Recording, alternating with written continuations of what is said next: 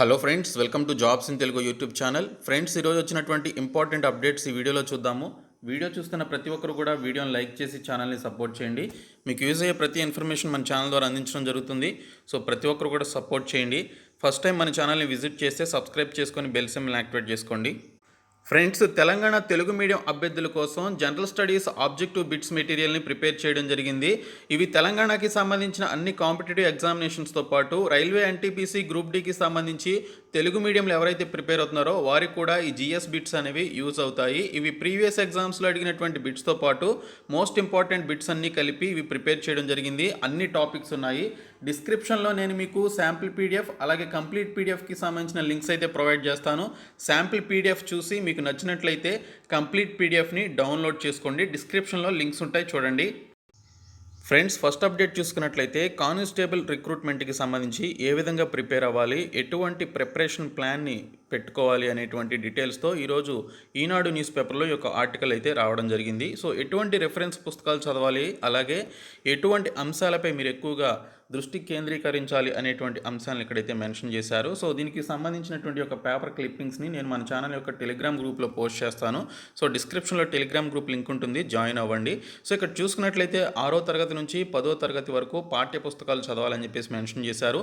ఇంక intermediate Telugu academy పుస్తకాలు, అలాగే ఎన్సీఈఆర్టీ, ఎస్సీఆర్టీ పుస్తకాలు జాతీయ అంతర్జాతీయ సమకాలీన అంశాలపై ఎక్కువగా దృష్టి పెట్టినట్లయితే మీకు వాటి నుంచి ఎక్కువగా క్వశ్చన్స్ వచ్చే అవకాశాలు ఉంటాయని చెప్పేసి మెన్షన్ చేయడం జరిగింది. ఇంకా శాస్త్ర సాంకేతిక సమకాలీన అంశాలు అంటే రీసెంట్గా జరిగినటువంటి సైన్స్ అండ్ టెక్నాలజీకి సంబంధించి, ఇంకా జనరల్ ఇంగ్లీష్కి సంబంధించి చరిత్ర, తెలంగాణ ఉద్యమం, అవతరణ, వీటికి సంబంధించినటువంటి టాపిక్స్ గురించి మనకి ఇక్కడైతే క్లియర్గా మెన్షన్ చేయడం జరిగింది. ఇంకా arithmetic, test of reasoning, mental ఎబిలిటీకి సంబంధించి ఈ 4 అంశాలపై మీరు ఎక్కువగా దృష్టి కేంద్రీకరించినట్లయితే మనకి 50 నుంచి 55 ప్రశ్నలు వీటి నుంచే ముఖ్యంగా ఆర్థిక, రాజకీయ, భౌగోళిక అంశాలపై ఎక్కువగా మనకి మార్కులు వచ్చే అవకాశం ఉంటుందని ఇక్కడ ఒక ఎనలిస్ట్ ఇచ్చినటువంటి సమాచారం ఇక్కడైతే మెన్షన్ చేశారు. మరొక అప్డేట్ వచ్చేసి టెట్కి సంబంధించి ఒక పెద్ద బ్యాడ్ న్యూస్గా మనకి ఇక్కడైతే రావడం జరిగింది. దరఖాస్తుల్లో తప్పులుంటే టెట్కు అనర్హులు అని చెప్పేసి మెన్షన్ చేశారు. పేరు, ఫోటో, సంతకం, పుట్టిన తేదీ వివరాలన్నీ ఖచ్చితంగా ఉండాల్సిందేనంటున్న అధికారులు, వేలల్లో తప్పులు దొర్లిన దరఖాస్తులు, టెట్ రాసే అవకాశాన్ని కోల్పోనున్న అభ్యర్థులు, గడువు పెంచాలి, ఎడిట్ ఆప్షన్ ఇవ్వాలి, డిఎడ్, బిఎడ్ అభ్యర్థుల సంఘం డిమాండ్ అని చెప్పేసి ఇక్కడైతే మెన్షన్ చేశారు. ఇంటర్నెట్ సెంటర్ వాడో లేక టెట్ రాసే అభ్యర్థులు తెలిసి తెలియక తొందరపాటుతో టెట్ పరీక్షకు దరఖాస్తు చేసుకోవడంలో చేసినటువంటి చిన్న చిన్న తప్పిదాల వల్ల అభ్యర్థులు పరీక్ష రాసే అవకాశాన్ని కోల్పోతున్నారని ఇక్కడ మెన్షన్ చేశారు. టెట్ పరీక్షకు దరఖాస్తు చేసుకునేటువంటి సమయంలో పేరు, ఫోటో, స్కానింగ్, ఫోటో కింద సంతకం, పుట్టిన తేదీ, మార్కుల శాతం, అలాగే తదితర వివరాలతో కూడినటువంటి దరఖాస్తును ఆన్లైన్లో దరఖాస్తు చేసుకోవాల్సి ఉంటుంది. తొందరపాటు, అవగాహన లేక చాలామంది అప్లికేషన్లో తప్పులు దొర్లాయి. మొత్తం 6,26,000 మంది దరఖాస్తులు వస్తే అందులో తప్పులు దొరికినటువంటి దరఖాస్తులు ఓ 30,000 వరకు ఉంటాయని చెప్పేసి అంచనా వేసినట్లు ఇక్కడైతే మనకి డీటెయిల్స్లో ఇవ్వడం జరిగింది. దరఖాస్తు గడువు పెంచలేదని చెప్పేసి కూడా ఇక్కడైతే మెన్షన్ చేశారు. దాదాపు 30,000 మంది వరకు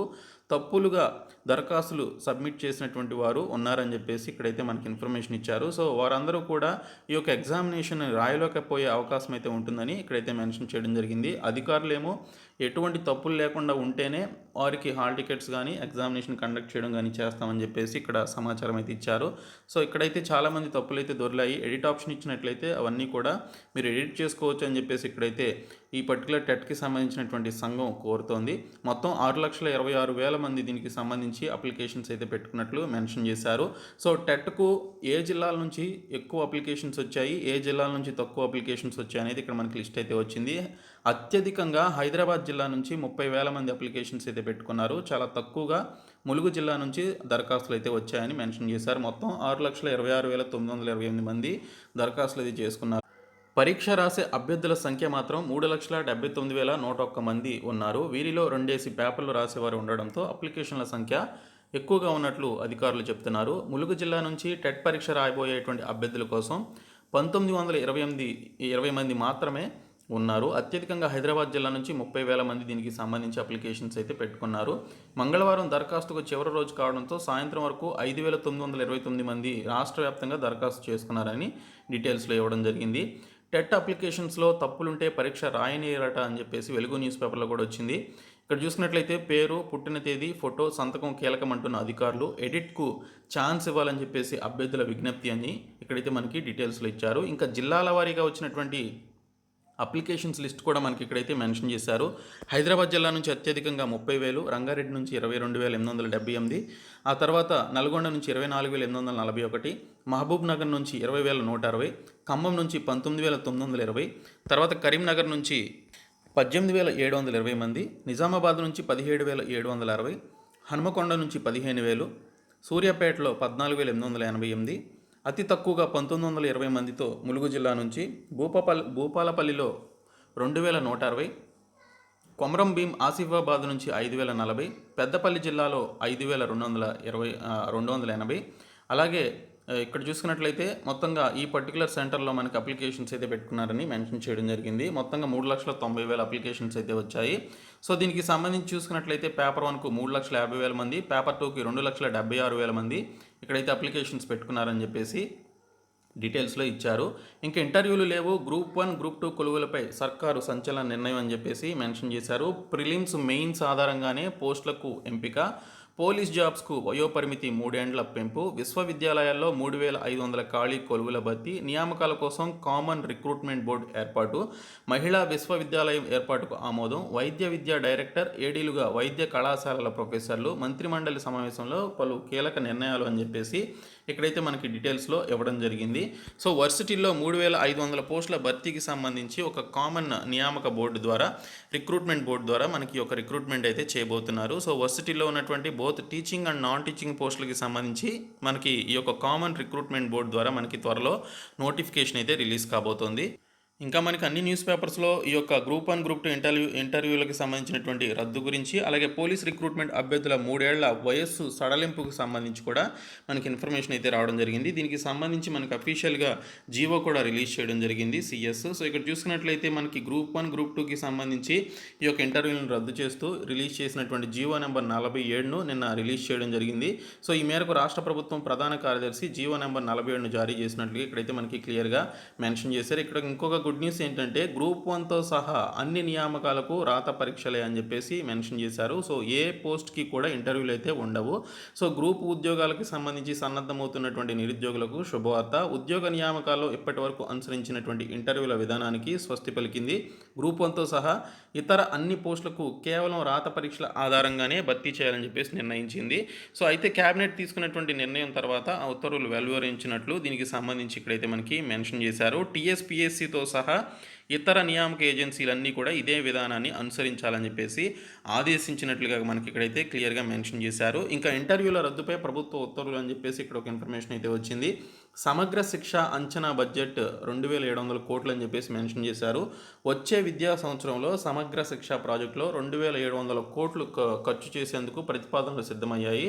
ఈ ప్రతిపాదనలు ఈ నెల 20వ తేదీన జరగనున్నటువంటి ఎస్ఎస్ఏ పిఏబి సమావేశం ముందుంచనున్నారు. ఈ సమావేశానికి కేంద్ర విద్యాశాఖ secretary Anita Karwal, joint secretary Manish Garg, మన రాష్ట్రం నుంచి విద్యాశాఖ కార్యదర్శి సుల్తానియా, అలాగే పాఠశాల విద్యాశాఖ డైరెక్టర్ శ్రీ దేవసేన హాజరు కానున్నారు. ఎస్ఎస్ఏకు గత ఏడాది 2,185 కోట్లకు అనుమతి లభించగా ప్రత్యక్షంగా 1,467 కోట్లను కేటాయించారు. మిగతా మొత్తాన్ని సెస్సుల రూపంలో అందుబాటులో ఉన్నటువంటి నిధులను ఖర్చు చేయడానికి అంగీకరించారు.